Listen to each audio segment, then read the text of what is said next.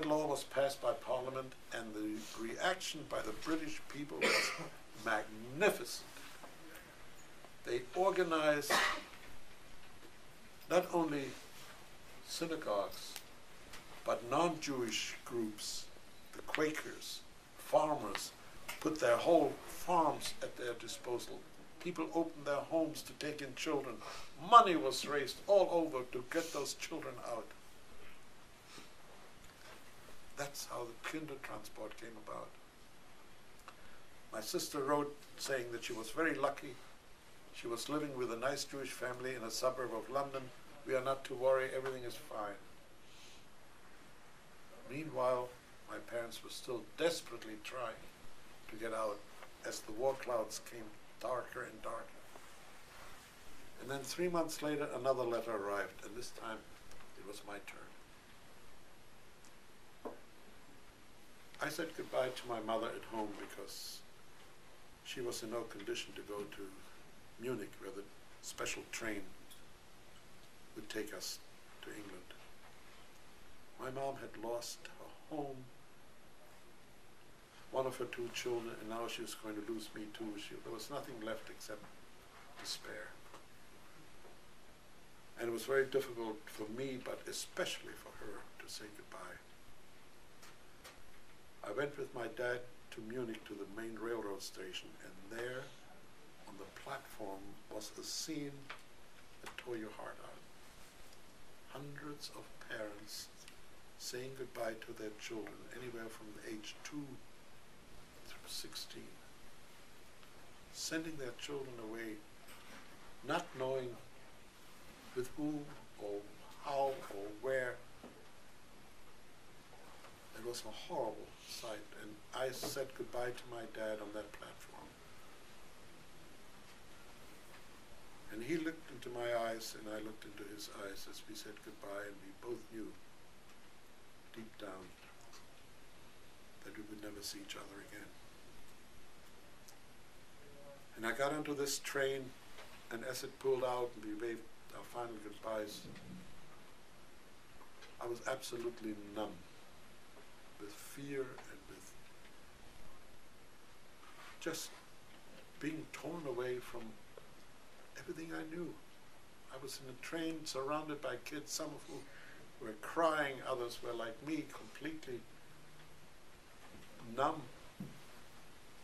We didn't know with whom we were going to live. Yes, we knew we were going to England. We didn't know where in England, with whom we would live, whether somebody would even take us there. We didn't know the language.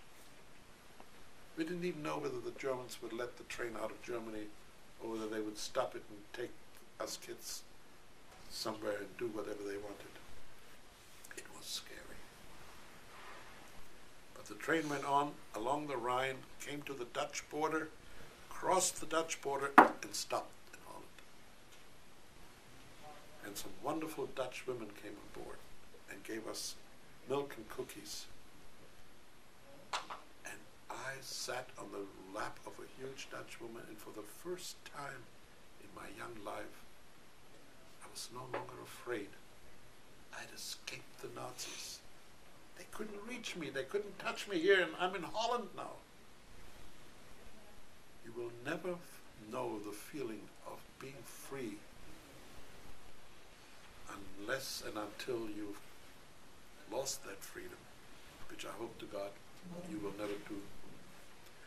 We went to the Hook of Holland by ferry across to the Channel, to Harwich by train down to London, to Liverpool Street Station, which is like Grand Central.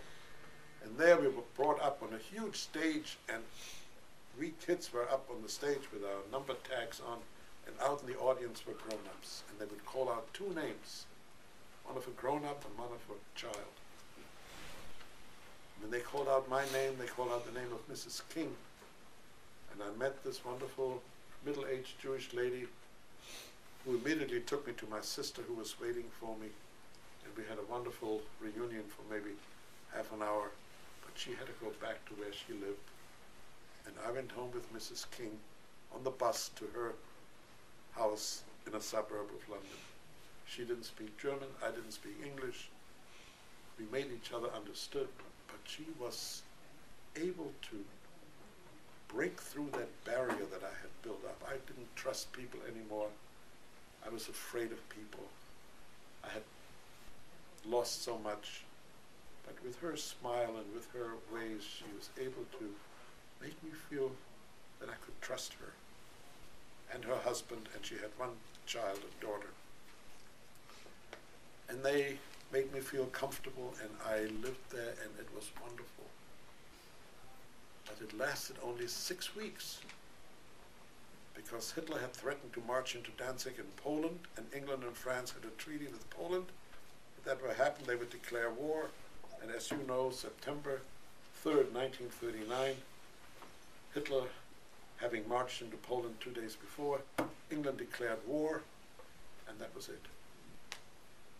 I was evacuated with my school from London to a small village in Dunmow, where again I was up on the stage and grown-ups were out in the audience, and they matched me with a woman by the name of Mrs. Stacy, a non-Jewish woman, the wife of a very poor carpenter. And I went home with her. And war meant that we could no longer write between Germany and England. For months, I heard nothing from my parents or they from me. And then the International Red Cross started a 25-word Red Cross letter, which I could write 25 words, heavily censored. It would go to Switzerland, from Switzerland to Germany, where it was censored again. My parents could write on the back 25 words, censored back via Switzerland to me. Take 6 weeks each way. One of those letters came back one day, one of my letters came back one day, instead of my parents signing it, the cousins with whom they lived signed it and said, "Your parents have gone on a trip. Please write to us in future."